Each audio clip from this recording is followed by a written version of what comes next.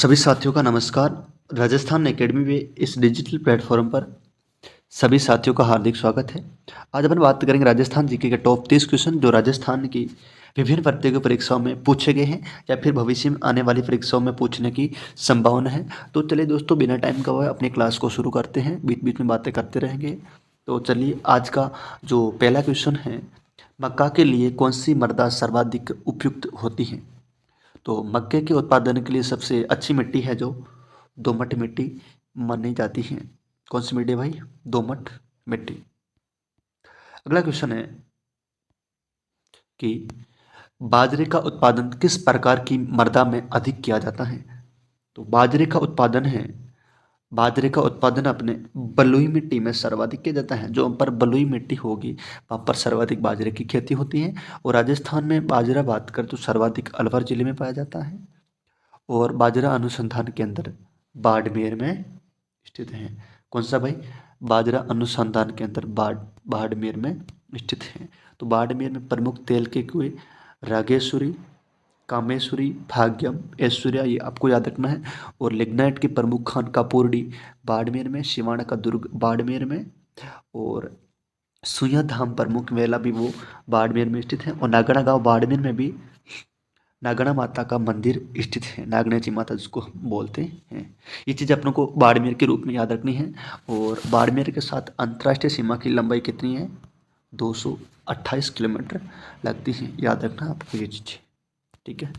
अगला क्वेश्चन है कि राजस्थान के किस प्रदेश में एंटीसोल समूह की मृदा पाई जाती है? तो एंटीसोल समूह की मृदा राजस्थान के पूर्वी भाग में मिलती है। अगला क्वेश्चन है कि मेजा बांध का निर्माण किस नदी पर हुआ? तो मेजा बांध है जो कौन सी नदी पर हो जाएगा? कोठारी नदी पर। कौन सी नदी पर? कोठारी नदी पर। तो आपको कमेंट करके बताना है कि कोठारी नदी का उद्गम है जो किस स्थान से होता है। और मेजा बांध कहाँ पर बना हुआ है? भीलवाड़ा में। वस्त्र नगरी भीलवाड़ा। और भीलवाड़ा में ही क्या बना हुआ है? देवनारायण जी का प्रमुख मंदिर भीलवाड़ा में। और देवनारायण जी के घोड़े का नाम था लीलाखर। और देवनारायण जी के वाद्य यंत्र का नाम था जंतर। और 1992 में भारतीय डाक विभाग द्वारा देवनारायण जी पर डाक टिकट जारी की गई थी। अगला क्वेश्चन है कि भूरी रेतीली मृदा में किस तत्व की अधिकता होती है? तो भूरी रेतीली मिट्टी में फॉस्फेट की अधिकता होती है, जिसके कारण इस कारण क्या होता है भाई? भूरा। और जो भूरी मिट्टी है, जो अपने ये अरावली पर्वतमाला है ना, अरावली पर्वतमाला के जो दोनों तरफ वाले भागों में भूरी मिट्टी का सर्वाधिक विस्तार है जो हो जाएगा। और राजस्थान में अरावली का जो सर्वाधिक विस्तार है जो अपने उदयपुर और सिरोही एरियो में पाया जाता है। अगला क्वेश्चन है कि राजस्थान में पाए जाने वाली मिट्टियों में कौन सी सर्वाधिक उपजाऊ मिट्टी, यानी कि राजस्थान में जो मिट्टी पाई जाती है उसमें से सबसे उपजाऊ मिट्टी, यानी कि जिस मिट्टी में खेती अच्छी होती है, तो वो अपने जलोढ़ मिट्टी जो सर्वाधिक उपजाऊ मानी जाती है। और राज्य में सर्वाधिक बात करें तो रेतीली मिट्टी है जो सर्वाधिक पाई जाती है। और लेकिन सबसे उपजाऊ की बात करें तो जलोढ़ मिट्टी हो जाएगा। तो अपना सही आंसर हो जाएगा ऑप्शन नंबर सी। अगला क्वेश्चन है कि राजस्थान में प्राचीन काल में कौन सी नदी प्रवाहित होती थी? तो प्राचीन काल में अपनी सरस्वती नदी प्रवाहित होती थी। कौन सी नदी भाई? सरस्वती नदी। तो वर्तमान में अपन कहते हैं घग्गर नदी। 100 किलोमीटर के समथिंग इसकी लंबाई है। और कालका पहाड़ी शिवालिक हिमाचल प्रदेश ये नदी इसका उद्गम होता है। और टिब्बी हनुमानिक नामक स्थान से नदी राजस्थान में प्रवेश करती है। और इस नदी के मुहाने पर कालीबंगा, पीलीबंगा, रंगमहल और अनूपगढ़ जैसे प्रमुख स्थान हैं, ठीक है। और इस नदी को पाकिस्तान में हकरा कहते हैं। और अनूपगढ़ जंक्शन में जब पानी सर्वाधिक फर जाता है तो इसकी बाढ़ है जो पाकिस्तान के फोर्ट अब्बास तक जाती है। और ये राजस्थान की एकमात्र अंतर्राष्ट्रीय नदी है जिसको घग्गर नदी, मर्द नदी या सोतर नदी कहते हैं। ये आपको चीज़ें बेटा इसके बारे में याद रखना है। तो हकरा इस नदी को कहाँ कहते हैं बेटा? पाकिस्तान में कहते हैं। अगला क्वेश्चन है कि राजस्थान में कनक सागर बांध किस नदी पर बना हुआ है? तो कनक सागर बांध बना हुआ है अपने मेंज नदी पर। कनक सागर बूंदी में। कहाँ पर? बूंदी। और बावड़ियों का शहर किस कहते हैं? बूंदी को कहते हैं, चूँकि सर्वाधिक बावड़ी राजस्थान में कहाँ पर है, बूंदी में। आपने बात किया था कि कोठारी नदी पर मेजा बांध बना हुआ है भीलवाड़ा में, और बनास नदी का उद्गम खमनोर की पहाड़ी राजसमंद से होता है, और यह राजस्थान में बहने वाली राजस्थान की सबसे लंबी नदी कौन सी है, बनास नदी। और राजस्थान की सबसे लंबी नदी हो जाएगी वो चंबल नदी, जिसका उद्गम जानाबाव की पहाड़ी मध्य प्रदेश से होता है, और चौरासीगढ़ चित्तौड़ नामक स्थान से यह नदी राजस्थान में प्रवेश करती है। और चूलिया जलप्रपात चंबल नदी पर, कोटा बिराज बांध चंबल नदी पर, ये चीज़ें आपको याद रखनी पड़ेगी बेटा, क्योंकि कहीं ना कहीं एग्जाम में पूछी जाती हैं। चलिए, थोड़ा क्लास लंबी हो रही है तो मैं आपको थोड़ा डीपली साइडों में बताते जा रहा हूँ, तो इसलिए आपको थोड़ा बेनिफिट हो जाएगा। देखो बेटा कि अगला क्वेश्चन है कि राजस्थान में खारे पानी की सबसे बड़ी झील कौन सी है, सांबर, लूणकरण, पचपदरा, डीडवाना। अब देखो कि डीडवाना नागौर में हो जाएगी, पचपदरा है जो बाड़मेर में, लूणकरण सर है बीकानेर में, और सांबर हो जाएगी जयपुर में। देखो सांबर जयपुर में राजस्थान में 8.7% की 8.7% जो नमक का उत्पादन होता है, और सांबर साल्ट लिमिटेड द्वारा यहाँ पर नमक बनाने का कार्य किया जाता है। और मेंथा, रूपनगढ़, खारी और खंडेला नदी है जो सांबर झील में गिरती हैं, और ये राजस्थान का सबसे निम्नतम स्थान माना जाता है सांबर झील।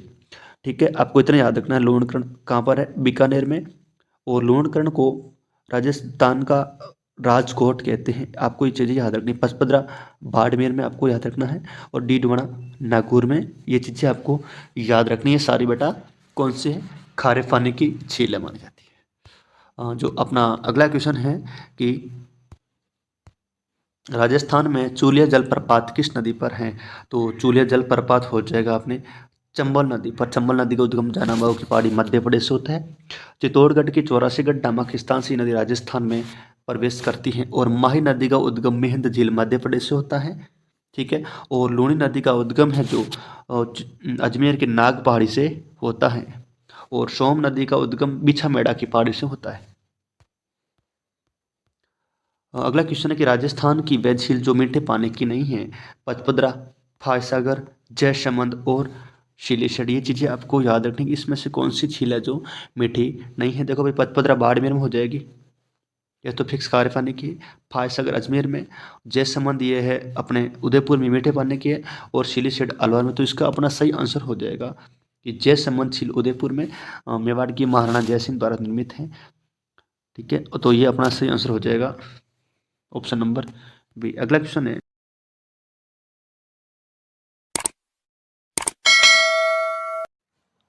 अगला अपना क्वेश्चन है कि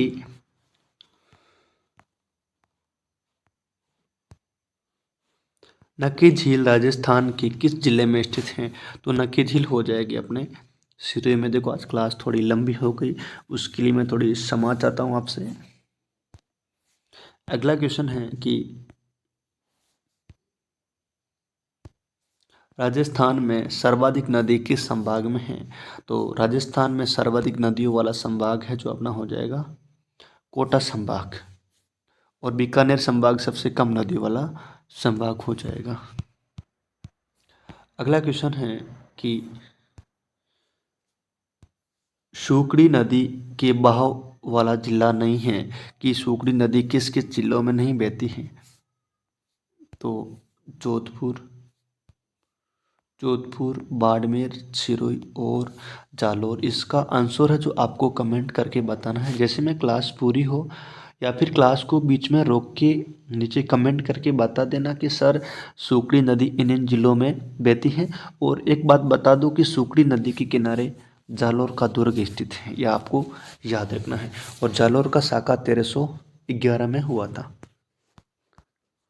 अगला क्वेश्चन है कि राजस्थान की सबसे बड़ी मीठे पानी की झील कौन सी हो जाएगी, तो राजस्थान की सबसे बड़ी मीठे पानी की झील हो जाएगी जयसमंद झील उदयपुर में, आना सागर हो जाएगी अजमेर में, नक्की झील सिरोही में, और शिलीसेठ झील है वो अलवर में हो जाएगी। तो राजस्थान की सबसे बड़ी मीठे पानी की झील कौन सी हो जाएगी, जयसमंद झील। अगला है कि राजस्थान की सबसे प्राचीन प्राकृतिक झील कौन सी है, तो पुष्कर है जो अपना सही आंसर हो जाएगा। पुष्कर झील अजमेर में, जिसके किनारे कार्तिक पूर्णिमा को पुष्कर मेला लगता है। राजसमंद, ये झील राजसमंद में, जिसके किनारे राज सिंह प्रशस्ति बनी हुई है रणछोड़ भट्ट तिलक द्वारा।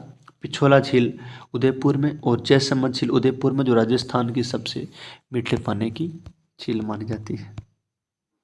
अगला क्वेश्चन है, राजस्थान की सबसे बड़ी कृत्रिम झील कौन सी है? तो राजस्थान की सबसे बड़ी कृत्रिम झील हो जाएगी नक्की झील, सिरोही में। कहाँ पर है? सिरोही में। राजसमंद में, कायलाना जोधपुर में और जयसमंद झील हो जाएगा उदयपुर में। अगला क्वेश्चन है कि मावटा नामक झील कहाँ स्थित है? मावटा झील हो जाएगी अपने आमेर में। आमेर है जो अपना इसका सही आंसर हो जाएगा। और सांबर झील जयपुर में।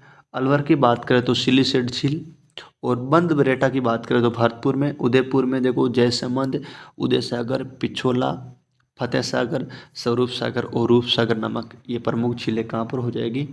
उदयपुर में, आपको याद रखना है। और अन्य उदयपुर की प्रमुख स्थान बात करें तो राजस्थान में जो जनजाति विभाग का मुख्यालय उदयपुर में, खनिज विभाग उदयपुर में, पश्चिमी क्षेत्र सांस्कृतिक विकास कार्यक्रम उदयपुर में, गोगुंदा बात करें तो उदयपुर में, केजड़ बांध उदयपुर में, आहड़ की सत्रिया उदयपुर में, आहड़ की प्रमुख मंदिर उदयपुर में, जगदीश मंदिर की बात करें तो उदयपुर में, मोहनलाल सुखाड़ी विश्वविद्यालय उदयपुर में, जनार्दन राय विश्वविद्यालय उदयपुर में। ये चीज़ आपको याद रखनी है, ठीक है ना।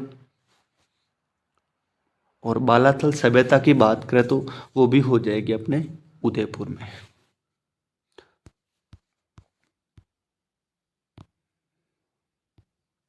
अगला क्वेश्चन है कि नेहरू गार्डन किस झील में स्थित है?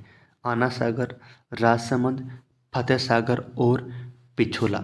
इसका आंसर आपको कमेंट करके बताना है। ये क्वेश्चन आपके लिए मैं छोड़ रहा हूँ। इसका आंसर अभी जैसे क्लास पूरी होने के बाद में आपको इसका आंसर भी आपको कमेंट में बताना कि नेहरू गार्डन है जो किस झील में स्थित है। चलिए अब इस क्लास को मैं पूरी कर रहा हूँ क्योंकि आज बहुत समय हो गया है, तो मैं आपसे क्षमा चाहता हूँ, ठीक है ना। और आज जो अपने क्लास ली वो बहुत ही क्वेश्चन अच्छे थे और भविष्य में आने वाले एग्जाम के लिए क्वेश्चन बहुत इंपॉर्टेंट हो गए, ठीक है ना। तो क्लास को शेयर कीजिए और हमारे चैनल को सब्सक्राइब करना ना भूलें। धन्यवाद।